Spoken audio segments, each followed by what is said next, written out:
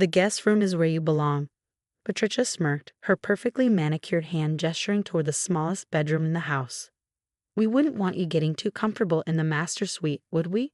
My name is Emma, and at 35, I was standing in the foyer of a house that had been mine for the past 15 years, being treated like an unwanted visitor by my mother-in-law. The irony would have been comical if it wasn't so infuriating.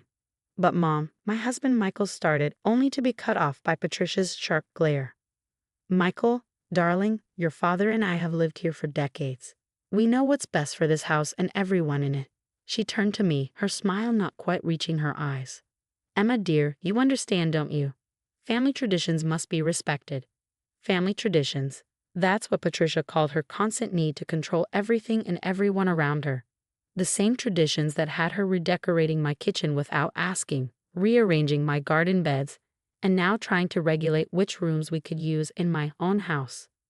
You see, 15 years ago, when I was just 20, I inherited this beautiful Victorian home from my grandmother. She had been my rock, my confidant, and the only person who truly believed in me when everyone else saw just another small-town girl with big dreams.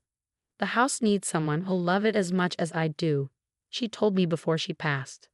Someone who will understand its soul. I never told anyone about the inheritance, not even Michael when we started dating 5 years later. By then, Patricia and George, my father-in-law, had been living here as tenants for years. My grandmother had given them an incredibly generous lease agreement, and I decided to honor it. I kept collecting their modest rent through a property management company, remaining anonymous. But now, watching Patricia treat me like an intruder in my own home, I wondered if I'd made a mistake keeping this secret for so long. Actually, I began, but Michael squeezed my hand, silently pleading with me to keep the peace. That's how it always went. Patricia would overstep, and everyone would tiptoe around her feelings. The guest room has such lovely morning light, Patricia continued, oblivious to my internal struggle. Perfect for someone who's just visiting. Just visiting. The words hung in the air like a challenge. Michael and I had moved in last week after our apartment lease ended, planning to save money for our own place. At least that's what Michael thought. I hadn't told him yet that we already had our own place. This one. That evening, as I unpacked our belongings in the cramped guest room, I could hear Patricia on the phone in the garden, probably talking to her sister Diana. Can you believe it? She actually thought they could take the master bedroom. I had to remind her of her place. After all, George and I have poured our hearts into this house. It's practically ours. I closed my eyes, remembering my grandmother's words about the house's soul. Patricia might have lived here for years, but she had never understood what made this place special. To her, it was just another possession to control, another way to assert her dominance. Michael found me sitting on the guest bed, surrounded by unpacked boxes. I'm sorry about Mom, he said, sitting beside me. She's just set in her ways. I looked at my husband, this kind man who always tried to keep the peace, who never stood up to his mother because he thought that's what love meant. Michael, I said carefully, what if I told you there's something about this house you should know? But before I could continue, Patricia's voice rang through the hallway. Michael, could you help your father with the garage door? It's sticking again. He gave me an apologetic smile and left, leaving me alone with my thoughts and a decision to make. The property deed was in my bag, just waiting to be revealed. 15 years of silence weighed against Patricia's latest power play. Tomorrow, I decided. Tomorrow, I would tell them all the truth. Let them see who really belonged in the guest room. As I got ready for bed, I heard Patricia's voice one last time, drifting up from downstairs. Don't worry, Diana. I'll make sure they know their place. After all, this is my house. I smiled to myself in the darkness.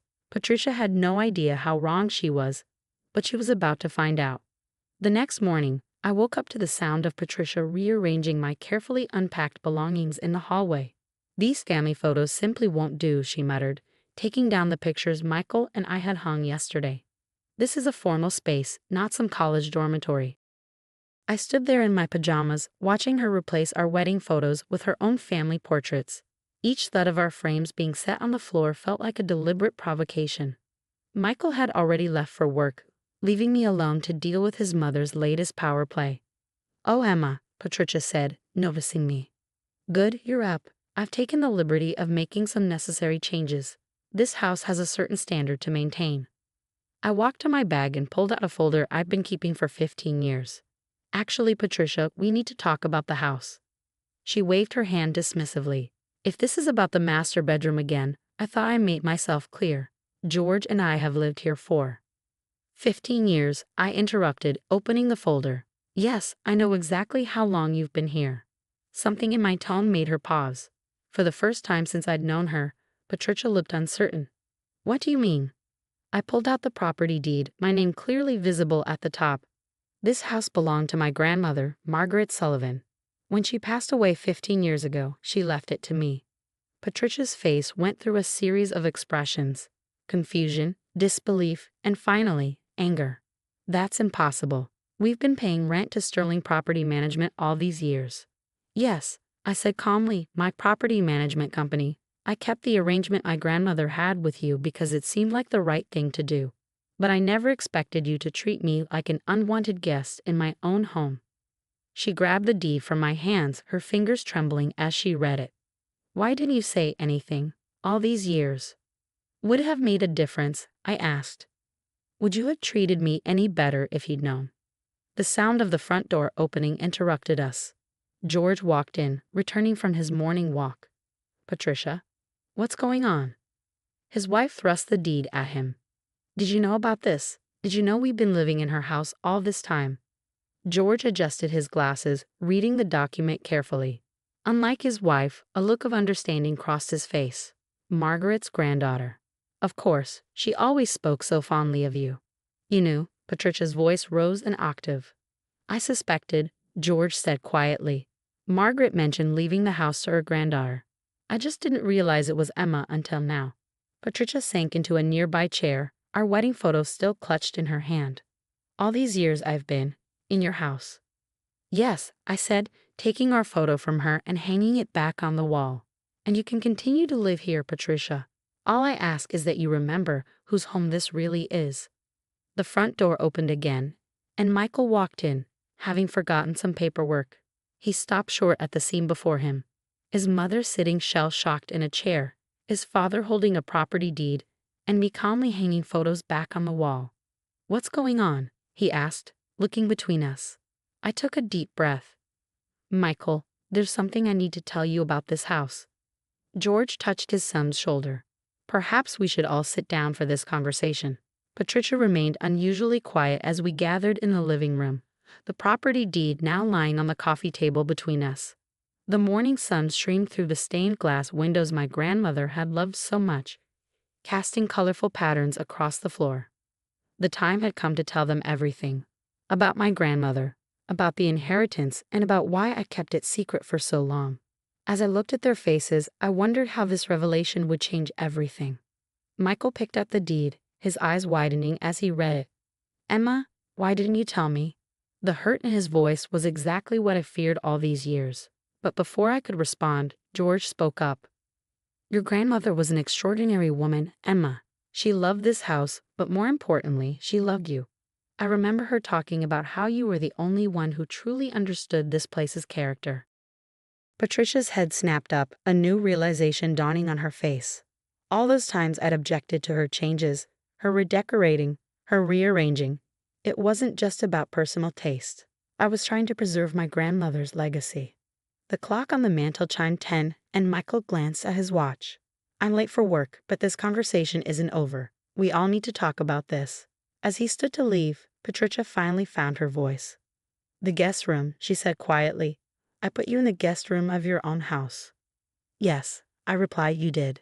The magnitude of her actions over the years seemed to be sinking in. Every dismissive comment, every controlling gesture, every time she treated me like an outsider, all of it had been in my house. Michael left for work, leaving me with his parents and 15 years of unspoken truths. The question now was, where did we go from here?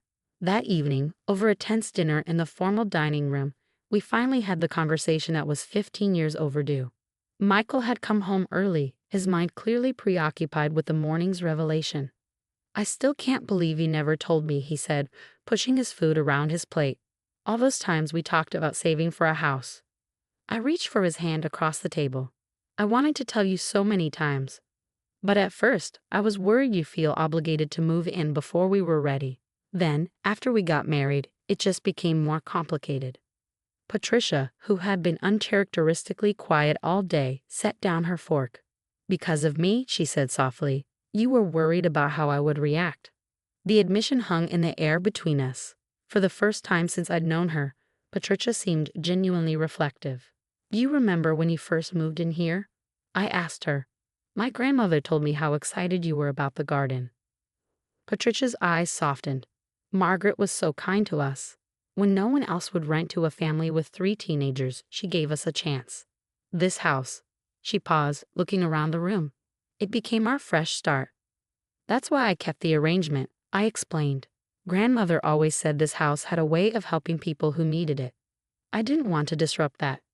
George, who had been quietly observing, spoke up. But we disrupted you instead. Especially Patricia. He gave his wife a meaningful look. We forgot what it was like to be on the other side. Michael squeezed my hand. Why now? Why tell us today? I took a deep breath. Because I'm pregnant. The words caused an immediate reaction. Michael's eyes widened with joy. George broke into a warm smile, and Patricia burst into tears. A baby, she sobbed. And I've been treating the mother of my grandchild like an intruder in her own home. The master bedroom, George said suddenly. That's why you wanted it. You're preparing for the baby. I nodded. I wanted to start converting the smaller room into a nursery, but I knew I couldn't do that without explaining everything. Patricia stood up abruptly and left the room. We all watched her go, uncertain whether to follow. A few minutes later, she returned carrying a large leather-bound book. Margaret gave me this when we first moved in, she said, placing it on the table. It's the house's original blueprints and history. I always thought she gave it to me because I expressed interest, but now I realize she looked at me meaningfully. She was just keeping it safe for you. Opening the book revealed detailed drawings of the house, along with photographs documenting its transformation over the years. My grandmother had added her own notes in the margins, including one that made my heart skip. For Emma, who will understand. We should move out, Patricia announced suddenly. Find our own place. No, I said firmly. This house is big enough for all of us. It always has been. We just need to learn to live in it together. Michael looked at me with pride. Are you sure? On one condition, I added, turning to Patricia. No more treating me like a guest. This is my home, but it can be our home too. All of us. Patricia nodded, wiping her eyes. The master bedroom is yours. And she hesitated. I'd like to help with the nursery if you'll let me. Not taking over, she added quickly, just helping. Over the next few weeks, a remarkable transformation took place. Patricia channeled her controlling nature into organizing the most detailed baby preparation plan I'd ever seen, but always checking with me first. George spent weekends teaching Michael about the house's quirks and maintenance needs, knowledge he'd accumulated over 15 years.